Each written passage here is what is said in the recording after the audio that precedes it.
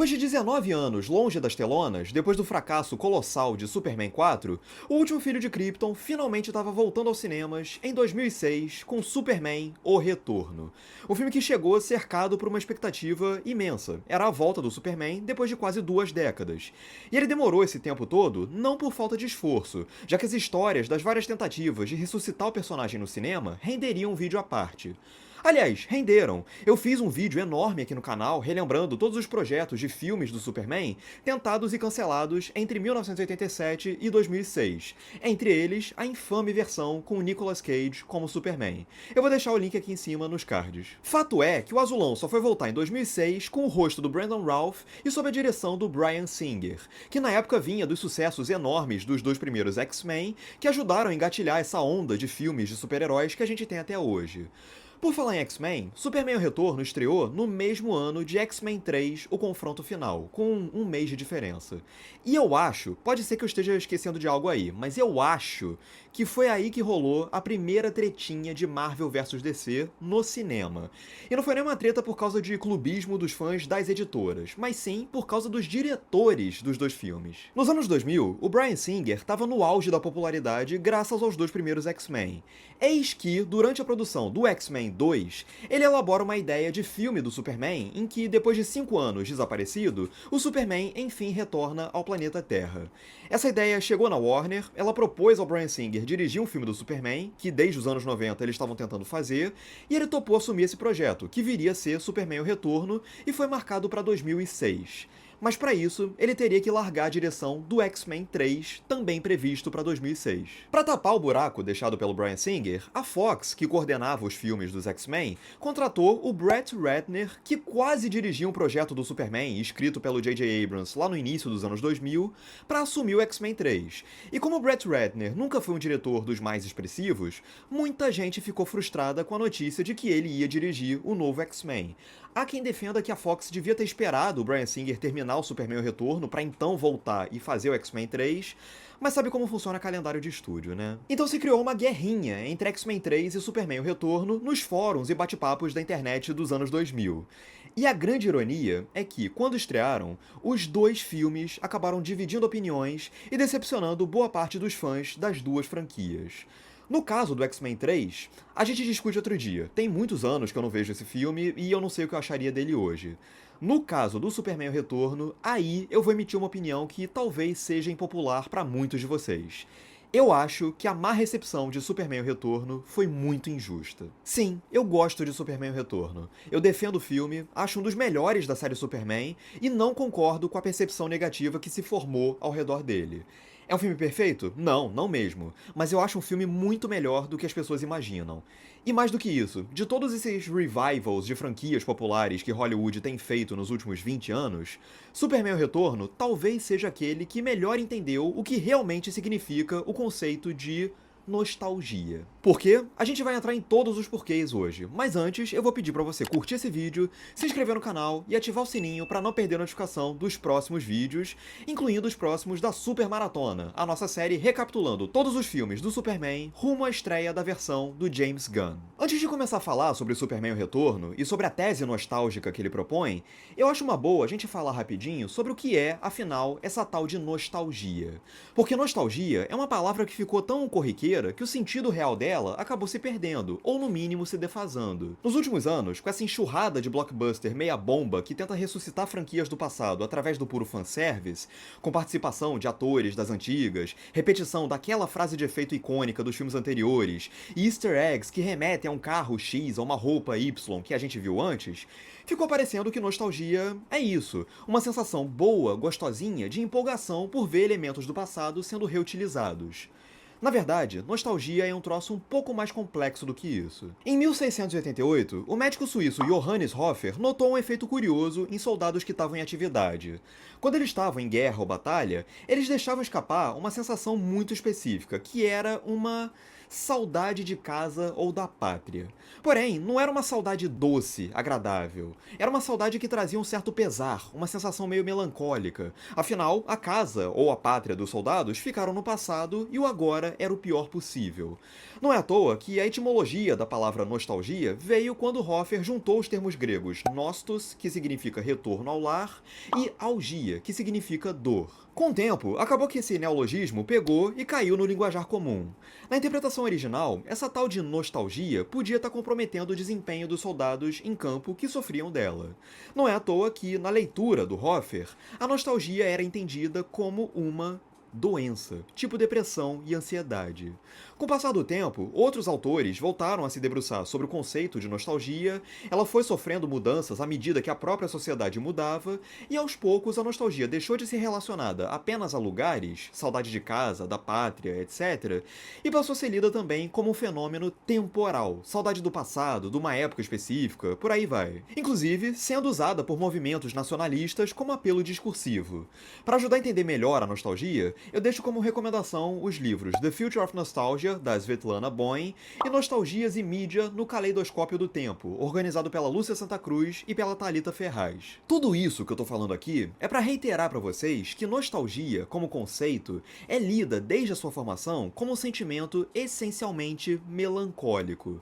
Sabe quando você lembra de algum momento específico do teu passado, por exemplo, da tua infância, e sente que aquela lembrança tá te envolvendo, tá te aconchegando, mas ao mesmo tempo você sente, lá no fundo, uma coisa meio dolorida, uma sensaçãozinha meio melancólica que tá mexendo contigo? A nostalgia passa por isso. Superman Retorno é um filme melancólico. Ele pode até não ser um filme triste, do começo ao fim. Inclusive, por toda a primeira metade do filme, ele resgata até uma certa inocência, no senso de humor, na empolgação do público ao ver o Superman voltando, no próprio bom mocismo do Superman, que é uma inocência considerável e até contagiante. Mas, sempre tem ali, percorrendo ali no fundo das cenas, um ar melancólico que tá sempre subjacente. E é por isso que eu digo que Superman Retorno talvez seja, de todos esses revivals de franquias antigas, um dos que melhor entenderam e absorveram o conceito de nostalgia. O Bryan Singer sempre deixou muito claro que a intenção dele era evocar o espírito dos filmes clássicos com Christopher Reeve, que a gente já discutiu aqui no canal, inclusive. Ele já começou tomando uma decisão que pareceu muito válida, que foi a de continuar a história a partir dos eventos do Superman 2 e ignorar completamente o Superman 3 e 4, que foram as duas bombas da franquia. A partir daí, o Bryan Singer conseguiu a autorização da família do Marlon Brando, que tinha morrido em 2004, para reutilizar imagens, arquivos de voz e até rolos não aproveitados dos filmes originais para trazer o Jor-El de volta. Ele chamou o compositor parceiro dele, o John Watman, que também é montador dos filmes dele, para recompor os temas icônicos do John Williams. Ele fez um monte de citações a frases emblemáticas dos filmes originais, e o roteiro do Michael Dougherty e do Dan Harris, que também criaram o argumento do filme junto ao próprio Bryan Singer, cria uma estrutura que segue muito de perto a do filme de 78 do Richard Donner, com vários momentos que rimam com outros similares daquele filme lá. A queda da nave no rancho dos Kent, a chegada do Clark ao planeta diário, o resgate do helicóptero com a Lois Lane, que aqui é trocado por um Boeing 777 numa cena que eu vou voltar nela daqui a pouquinho, o voo romântico por Metrópolis à noite, os salvamentos em meio ao terremoto causado pelo plano maluco de especulação imobiliária do Lex Luthor, e por aí vai. Aí você pode me perguntar, uai, mas se você tá falando que o filme segue tão de perto a estrutura do original, então qual a diferença do Superman Retorno pra um Despertar da Força ou pra um Jurassic World da vida? Por que você fala mal desses filmes e fala bem do Superman Retorno? Simples, é aí que mora o pulo do gato. Porque o que o Superman Retorno faz não é apenas reciclar esses momentos, por preguiça. O Despertar da Força e o Jurassic World, sim, eles só reciclam as estruturas do Star Wars de 77 e do Jurassic Park de 92 porque sabem que não tem condição de imaginar ou propor nada novo e resolvem só ficar batendo nas mesmas teclas dos anteriores, achando que o público ou não vai perceber, ou, pior, vai aceitar cegamente porque tá deslumbrado com a nostalgia. Superman Retorno não faz isso. Em vez de apelar para o saudosismo por motivos de fanservice e de tentar reproduzir exatamente o mesmo espírito do filme de 78, o que ele faz é revisitar conscientemente momentos emblemáticos do filme de 78 com olhos melancólicos. Se o Superman de 1978 era um filme extremamente romântico na forma como ele enxergava e construía o mito, os feitos e as relações interhumanas do Superman, o Superman de 2006 é um filme extremamente melancólico ao revisitar aqueles mesmos elementos 28 anos depois. Uma cena que ilustra isso bem é a entrevista do Superman para Lois no terraço do Planeta Diário antes deles saírem voando. Em 78, a conversa pré-voo deles era uma disputa de flertes que combinava um pouco de safadeza e muito de romantismo e encantamento. Aqui é praticamente uma DR em que a Lois cobra o Superman, com razão eu diria, por ele ter sumido do nada. Em 78, a Lois dizia que o Clark, lá da redação, comentou que o Superman era só fruto da imaginação das pessoas, como o Peter Pan. O Superman respondia dizendo que não, ele era real. Aqui, a Lois fala que o Clark sugeriu que o Superman pode ter ido embora de repente porque se despedir talvez fosse sofrido demais pra ele. E dessa vez, o Superman responde que talvez o Clark esteja certo. Percebem? O tom é totalmente diferente. Superman o Retorno é um filme que sente uma euforia por lembrar do filme lá de 78, mas ao mesmo tempo sente uma dorzinha por saber que aquele filme pertence a um tempo que já passou. É quase como se o filme olhasse para aquelas passagens do filme de 78 como lembranças num álbum de fotografias e percebesse com uma lagriminha no canto do olho que aquilo tudo já foi e não volta mais. Entre o Superman 4 e o Superman o Retorno, se foram 19 anos em que os filmes de super-heróis seguiram em frente e mudaram muito. E o Superman, que é o cara que lá em 78 deflagrou esses filmes todos, ficou esse tempo todo sumido. Quando o Batman, Homem-Aranha e os X-Men estavam tomando os cinemas, o Superman, que devia ser uma figura central nesse movimento, estava ausente. É claro que essa ausência do Superman é incluída na própria narrativa do filme. A premissa de que o Superman tá voltando depois de passar 5 anos sumido, obviamente pode ser lida como um meta-comentário sobre essas quase 2 décadas em que o personagem estava longe dos cinemas. Pois ao voltar, o Superman, no filme, descobre que o mundo seguiu em frente. Aquele mundo que ele viveu em 78 ficou no passado.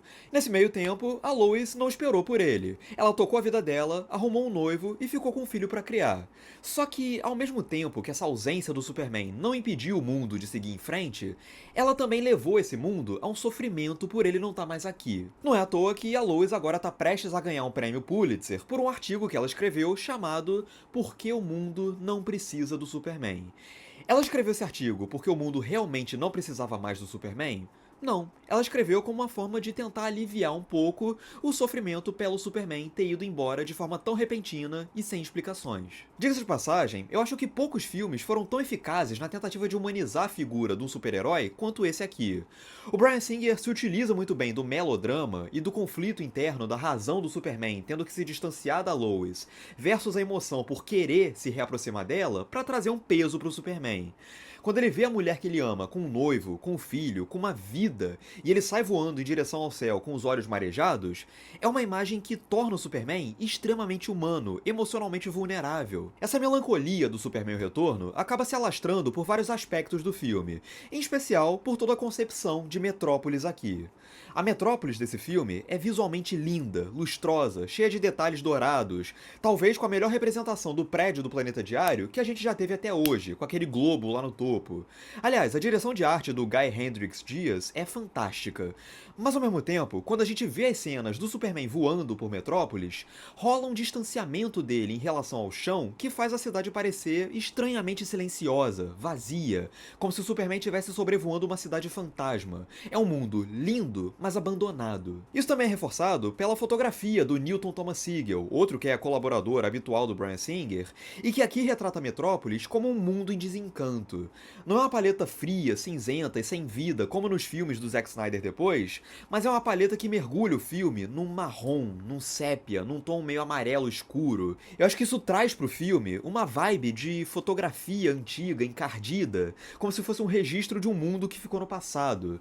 Eu acho que isso tem tudo a ver com a ideia do filme. Aliás, Superman o Retorno, pra mim, representa um dos melhores trabalhos de direção do Bryan Singer. E eu nem acho o Bryan Singer um baita diretor. Às vezes ele manda umas peripécias com a câmera que me parecem exibicionistas demais, e ele tem uns filmes que, de modo geral, são bem ruins sim. Dito isso, ele é um diretor que tem pulso e energia visual, e o Superman Retorno é um filme que, mesmo visualmente melancólico, é muito afiado em termos de composição dos planos. A união do Bryan Singer com o Newton Thomas Sigel torna esse filme muito mais arrojado e interessante visualmente do que a maioria das coisas que vieram depois com super-heróis no cinema. Eu também acho que o Bryan Singer costura bem as transições para cada momento da narrativa.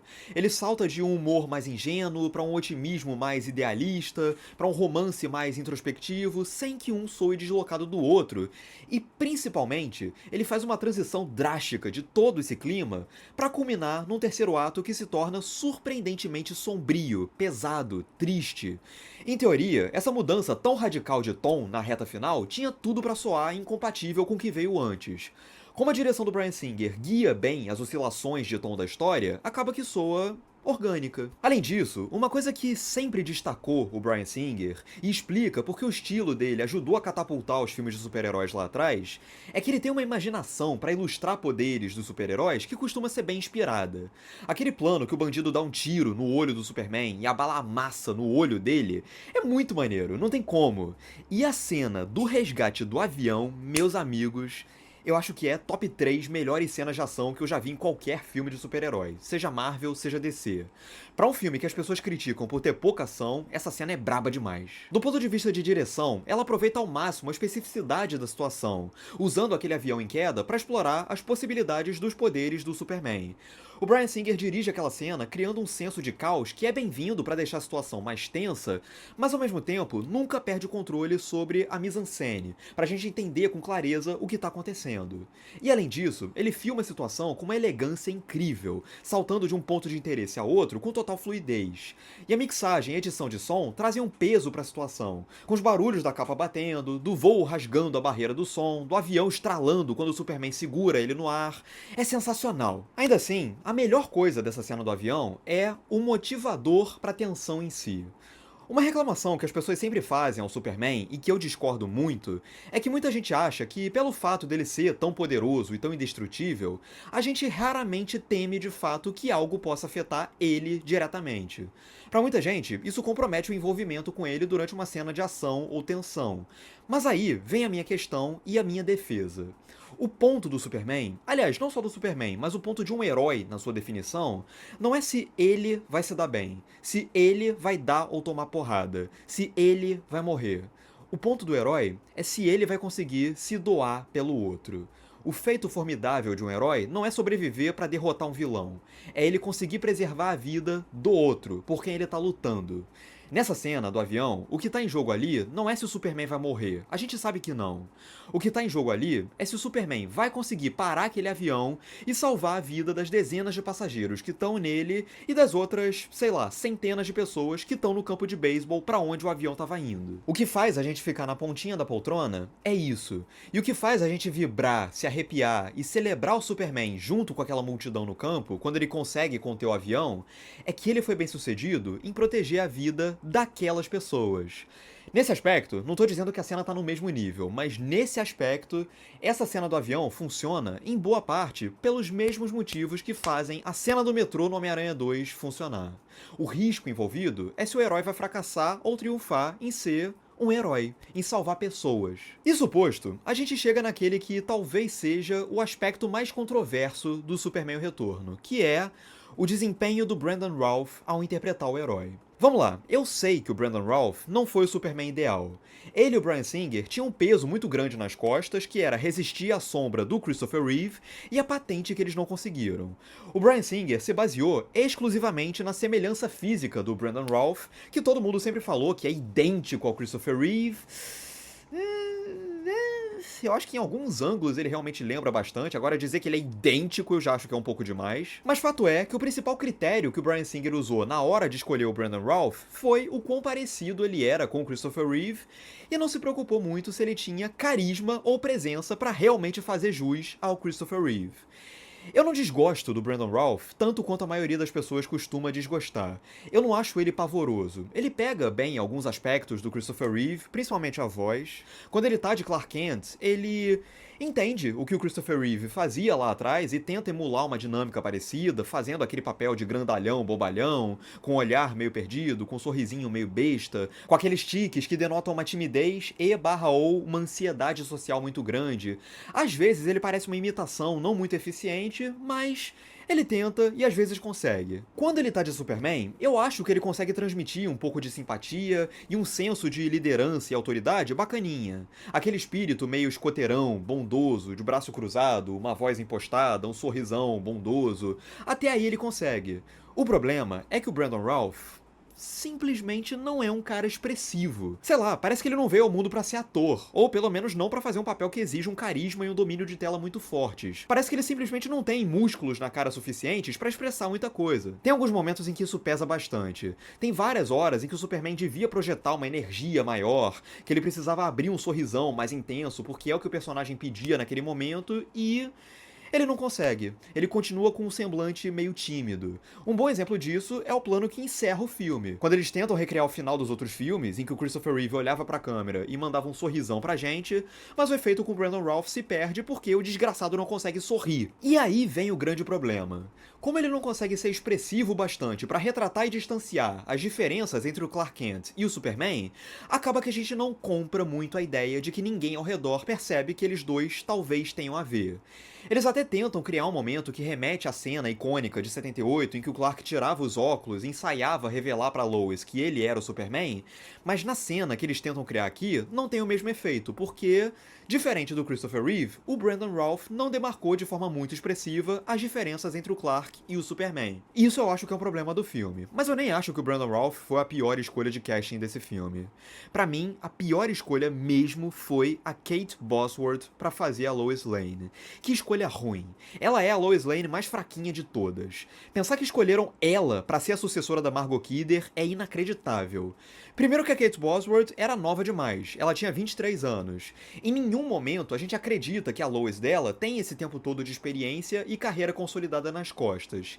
E além disso, a real é que essa Lois Lane é sem graça, insossa, chatinha. Quando você pega as versões anteriores da personagem, principalmente a da Margot Kidder, a Lois sempre tinha esse aspecto meio atrevido, incisivo, que pisava em cima do Clark Kent, mas ao mesmo tempo, o carisma e o senso de humor, por exemplo, da Margot Kidder, estavam lá pra fazer a gente gostar da personagem e não achar ela chata.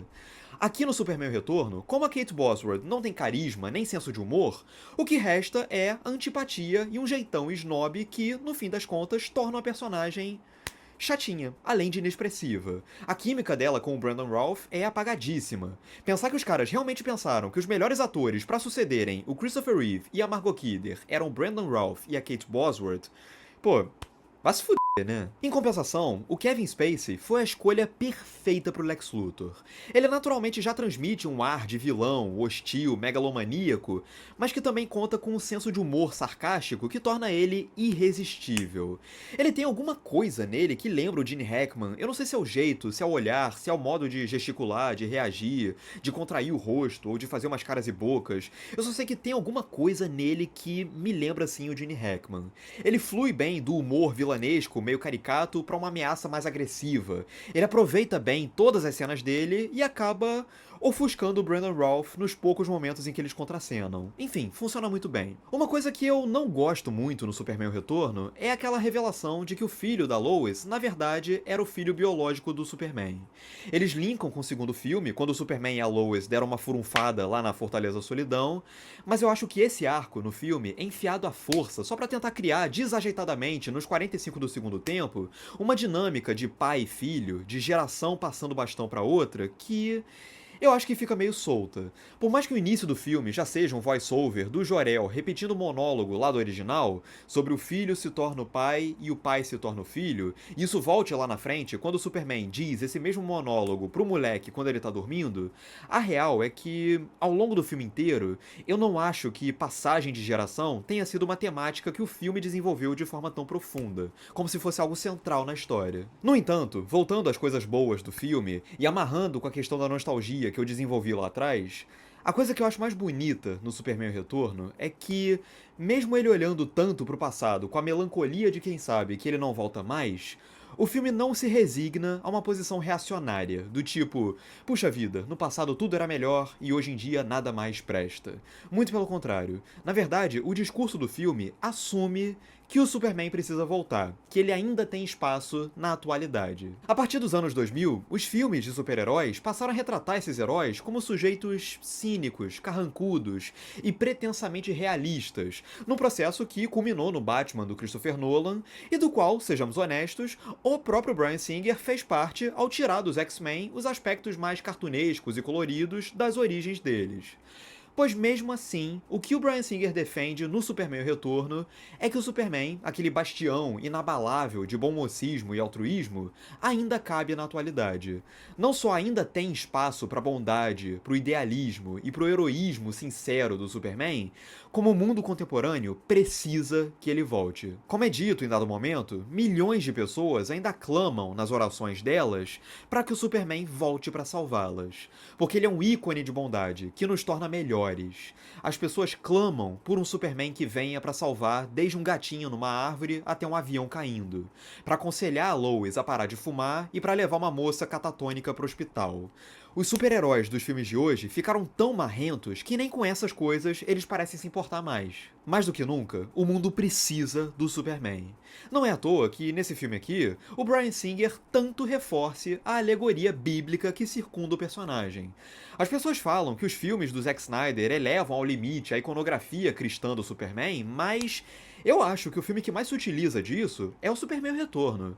Não só pelo fato do Superman ser um enviado do além que veio para guiar a humanidade e ajudar ela a se tornar moralmente melhor, como pelo fato de que, nesse filme, o Kal-El passa por um verdadeiro calvário. Talvez seja o filme em que o Superman mais apanha. E mesmo assim, mesmo depois dele ser espancado por um grupo de meros mortais, no fim, a voz do Jor-El no além continua no ouvido dele, ele retorna e no fim do dia se sacrifica para salvar a gente, pegando aquela ilha de Kryptonita e arremessando no espaço, sabendo que aquilo deve matar ele. Tudo bem que o Bryan Singer é meio óbvio demais ao trazer o Superman caindo de braços abertos em formato de cruz, mas a alegoria como um todo é bem usada aqui. No fim das contas, o que o Superman o Retorno defende é que a gente precisa de uma figura cuja liderança nos inspire a melhorarmos e que, no fim do dia, esteja disposta a morrer para nos libertar.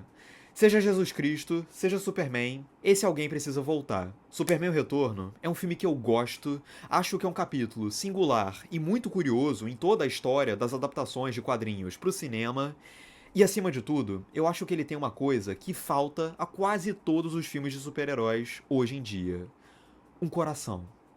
É isso, agora eu quero saber de você, o que você acha de Superman o Retorno. Diz aqui embaixo nos comentários, curte esse vídeo se você gostou, compartilha para seus amigos, se inscreve no canal, ativa o sininho para não perder a notificação dos próximos vídeos e se prepara que, no próximo capítulo da Super Maratona, estamos indo à reta final da saga do Superman no cinema e vamos para Zack Snyder e Henry Cavill. Sim, a gente vai entrar na era mais sombria do Superman no cinema. E eu digo isso tanto literalmente quanto metaforicamente, beleza? É isso, um grande abraço e até a próxima.